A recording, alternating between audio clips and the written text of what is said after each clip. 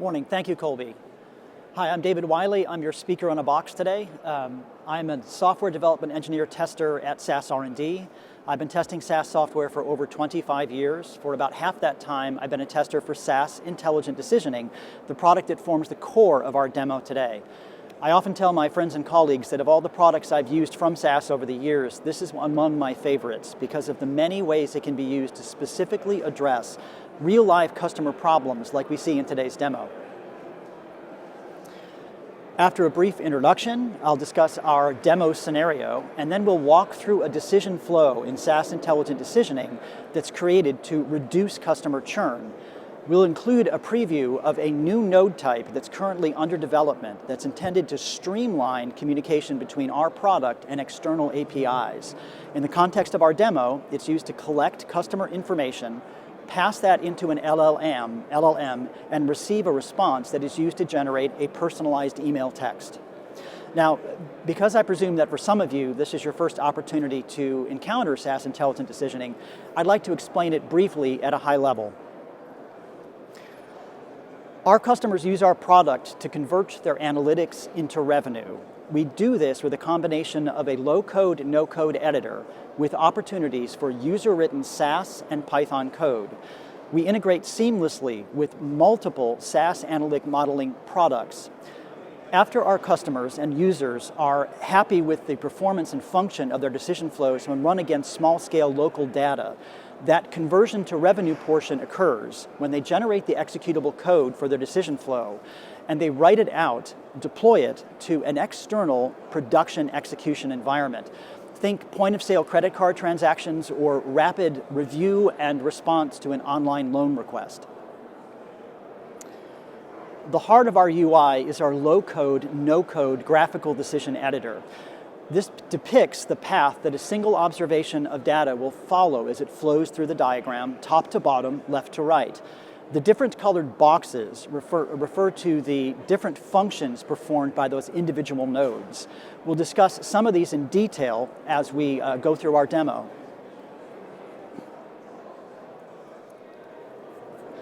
Our demo scenario focuses on a fictitious clothing retailer, the CDA company.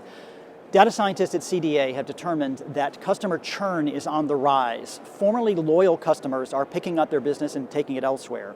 They've created an analytic model which is used to predict what the likelihood of an existing customer churning in the future. They've partnered with another group of employees at CDA, the decision designers, who have created a decision flow in SAS Intelligent Decisioning that's intended to make a special offer to those at-risk customers in an effort to retain them. Our decision flow is in three parts. Part one contains the analytic model I referenced.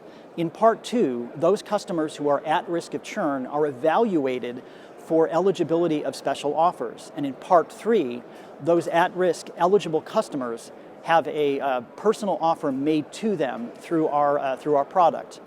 Let's have a look at this decision in detail.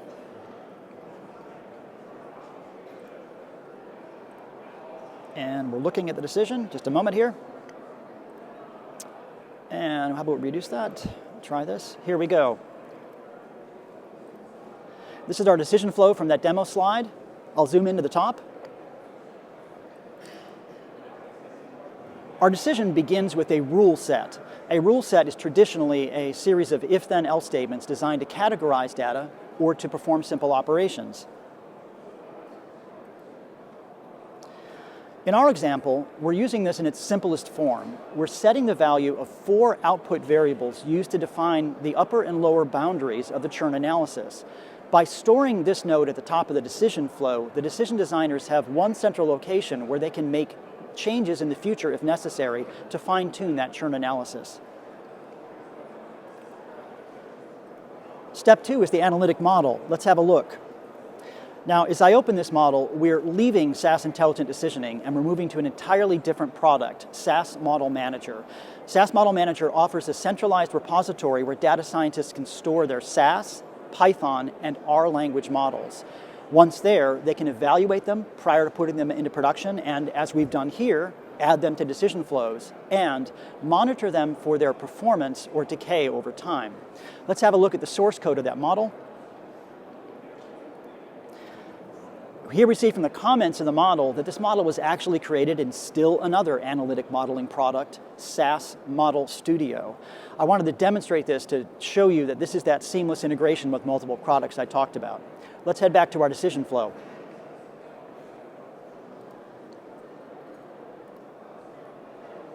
Right. After we evaluate our patients for churn, our next stop is a branch. Branches offer the ability to do conditional processing within a decision flow. Here we're using one of the output predictability values from our model to make a determination. Those customers who have a low probability of churn are directed down the right-hand path of the decision. There, they'll be offered standard generic offers. Those customers who are at high risk of churn will travel down the left-hand path of the branch. We're going to focus on these at-risk customers for the remainder of our demo. The first stop for our at-risk customers is actually an entirely different decision. One of the ways that we enable groups of decision designers to collaborate over time is to support the ability for a small group of team members to focus on one part of the process and then integrate that to the top-level decision when ready.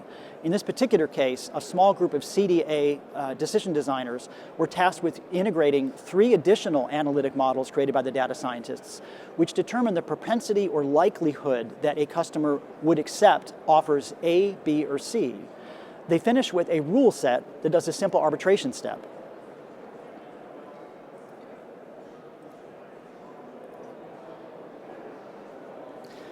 Here we're collecting the propensity from each of the 3 models, and we're doing something pretty common in a retail scenario. We're collecting the next best offer. In this particular case, for our top-level decision, our ultimate goal is to send a single special offer to our at-risk customers. However, by having this arbitration step here in the middle of the decision flow, that we have a next best offer available, if we want to increase the number of offers we can make in the future, this gives us the flexibility to do that. Let's return to our top-level decision.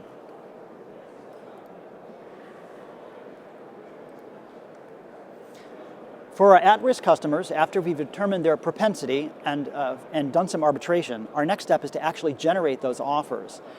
That's done in a node type known as a treatment group. Treatment groups and treatments use terminology from a SAS 9 only product, Real-Time Decision Manager.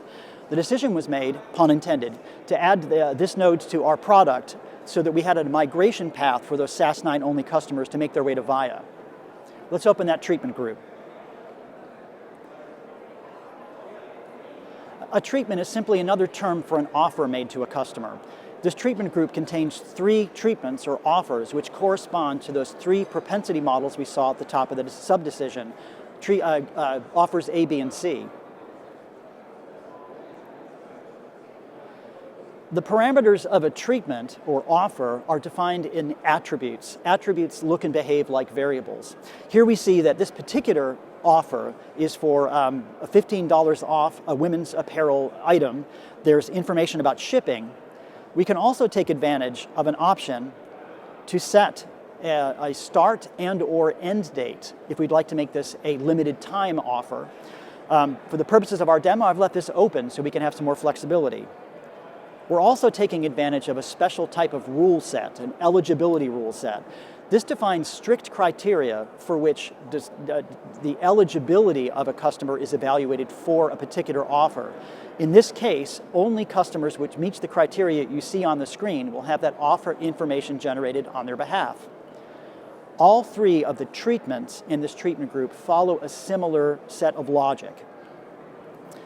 After we execute the treatment group, our next stop is a rule set. Here we're doing a simple analysis of the actual treatments that were created. At the beginning of our decision flow, we identified at-risk customers. We then determined whether they were eligible for a special offer. So at this point, it's possible that there are some at-risk customers that are not actually eligible for any of our special offers. So we use another branch to use the output variable from that rule set to determine if there were no offers for which the customer was eligible, they're directed down the right-hand branch of this right-hand path of this second branch, where again, standard generic offers will be made to those customers. Those customers who actually have offers generated for them will be directed down the left-hand branch, and now we arrive at that new node type I discussed earlier, the REST API definition node. Before I talk about the form of this node, I'd like to talk about its function.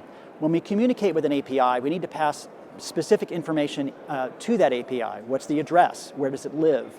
What's the communication method that we're using? Is there a required request or response format? Is there any filtering we need to do? And of course, if it's not an open API, what's the key? Our new UI offers all of this ability to you to be able to simplify and streamline this process. We anticipate production release of this fourth quarter of 2026. Let's have a look at some of the elements of this in our demo scenario. We are communicating with an LLM. In this particular case, we're talking to a Gemini model, and we're doing this via a POST request. Now, I have to say at this point that LLMs are not the only application of this new node type. We can support any GET, POST, or HEAD. I'm simply using this as a facility for my demo. I will say that soon after I started working on this content, my development colleagues realized that there was going to be a great demand for a new node type that was specifically targeted for LLMs, and that's currently in development. That gives you an idea of just how fast SAS is responding to the needs of working with agentic AI. We're going to pass in some information in a prompt. We'll talk about this in just a moment. We're actually taking advantage of the credentials service. This is not an open AI, it requires an API secret. So a SAS administrator created a domain, credential, and secret to store this key securely. We'll discuss more about this later. In regards to our prompt, we're taking advantage of the functionality of SAS Intelligent Decisioning for us to define input and output node mapping for any of our nodes. We're taking information from our decision flow and passing it into our request. I think this is easier to see in our PowerPoint slide. So the LLM prompt that is generated, you can see that text on the screen. You're familiar with communicating with ChatGPT or with Claude. So the text indicates the instructions. What do we want the LLM to do? We're taking advantage of variable substitution. That's the highlighted text you see on the screen. We're taking some information from the decision flow. We see the offer description and offer code that were generated from the eligible offer from the treatment group, the customer's first name from their contact history, review text, which is an important part of this process. You'll see this happen in our live demo, and of course some tech support information. Now, before we leave this node and continue with the rest of our demo, I'd like to provide a little bit of information about the value add that this new node type offers above and beyond the original content of this demo, which was a Python code file. The Python code file on the screen was created by a former colleague of mine, Crystal Baker. I was drawn to this content because of her creative use of open source code to communicate with an API. And this is an entirely appropriate way to communicate, and it's fully supported right now with SAS Intelligent Decisioning. But I think an examination of this in comparison of our REST API definition node will give you some of the advantages that this new node offers. First off, it's open source code. So at the very top of the slide, you see that the Python programmer has to be aware of what specific packages need to be imported. You can see the same prompt is visible on the screen in the middle of the section that we're using in our LLM node. And of course, the same API we're reaching near the bottom. However, I think the key here for me is that we're using open source code, which means you got to write it by hand. And my first forays into Python programming, I was one of those people that would yell at the laptop screen because I kept hitting the space bar instead of the tab. That's a challenge, I think. But I think the real key is that in line 16, we see that the API key is present in plain text. And although this is base64 encoded, for a user who can access this particular content, it's a simple matter of highlighting that text and dropping it into their favorite decoder, base64 decode.org, for example, and they'll be able to view that plain text. I think that that's a key factor to consider when we think about the comparison here. It's handwritten code versus a UI. And there's I think, a security concern where you have that plain text API key versus leveraging the credential service. When I created this demo content, a SAS administrator created a credential, a domain, credential, and a key, a secret. And we created a users group that was specific, that only users that were in this particular group could successfully execute this API request. So that provides an additional level of control, and the API key itself is stored securely as a secret in the credential service. I think that's a pretty powerful argument for using a dedicated node instead of open source for this kind of communication. All right, let's continue with our demo.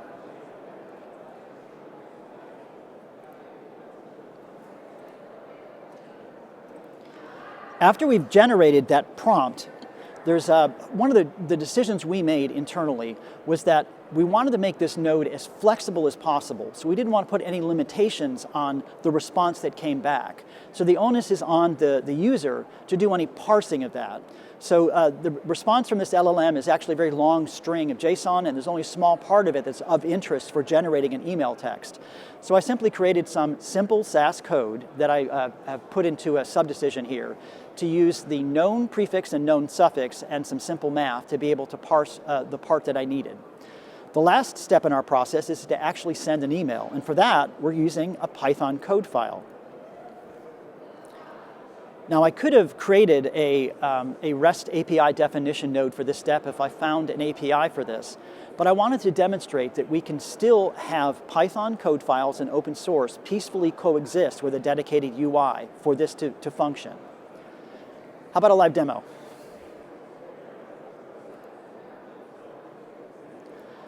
Because it takes about 20 seconds to run because of the activity and Wi-Fi in the room, I'm going to set this going while I explain what's happening behind the scenes. Products like SAS Model Manager and SAS Intelligent Decisioning have the concept of generating executable code for an object and executing it in the VIA environment itself, usually with small-scale data for testing purposes. This is known as scoring. We have two different scoring facilities that are available for our customers. We have, apologies for this, we have the ability to run with tables that are loaded into CAS that are of varying sizes. We even have some customers who actually execute production data with this interface. But I'm taking advantage here of what's known as a scenario-based test. I've created a perfectly crafted single observation of data that's intended to test my logic.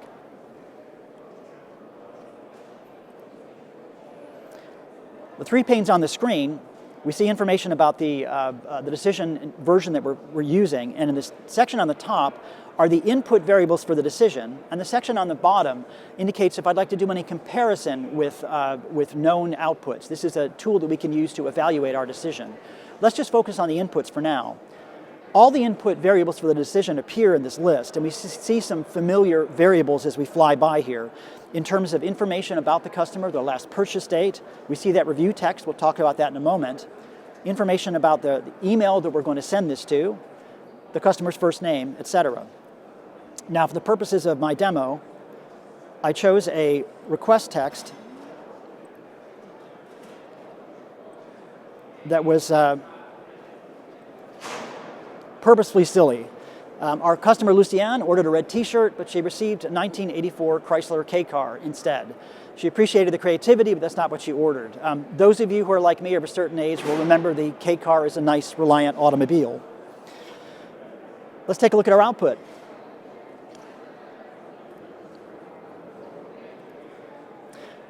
I will say at this point that I'm able to show you the output of the LLM, but because of the security constraints of our demo environment, I can't actually generate the email. Just want to be honest about what we're seeing here.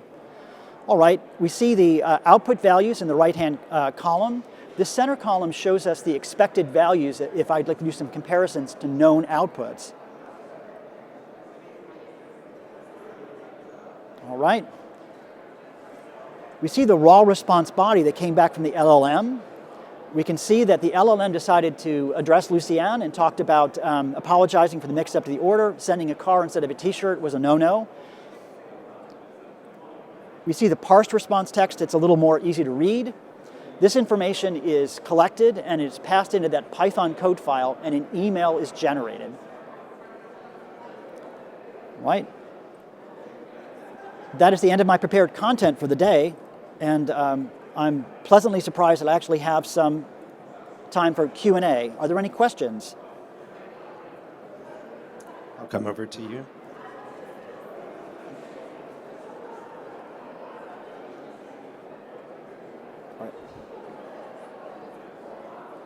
Thank you for the presentation. Yep.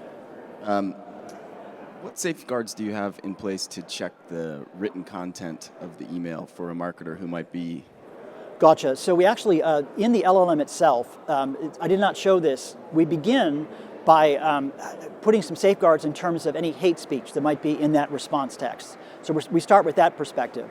But in terms of the response that's coming back, the onus is on the decision designer to create logic to determine whether or not there's any information that is not expected. This is probably a theme you've seen in a lot of our presentations, even in the opening session. It's about governance. We start by protecting that key and keeping it safeguarded in the credential service. Using our scenario-based test interface, we can run successive tests to determine, is the LLM producing the response we're looking for? And that it's keeping human in the loop to make sure that although our ultimate goal is to have an automated process, we want to provide you these interfaces in such a way that you are the one that evaluates whether or not it's appropriate. Yeah.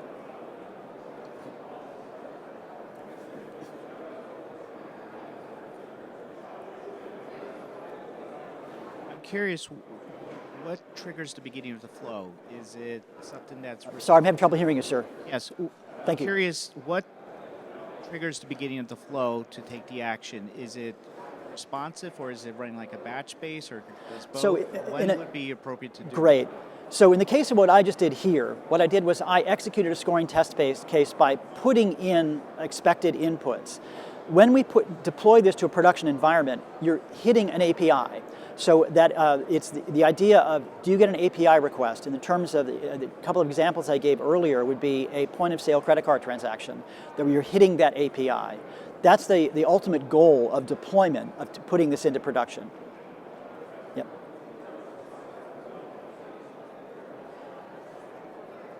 Any other questions?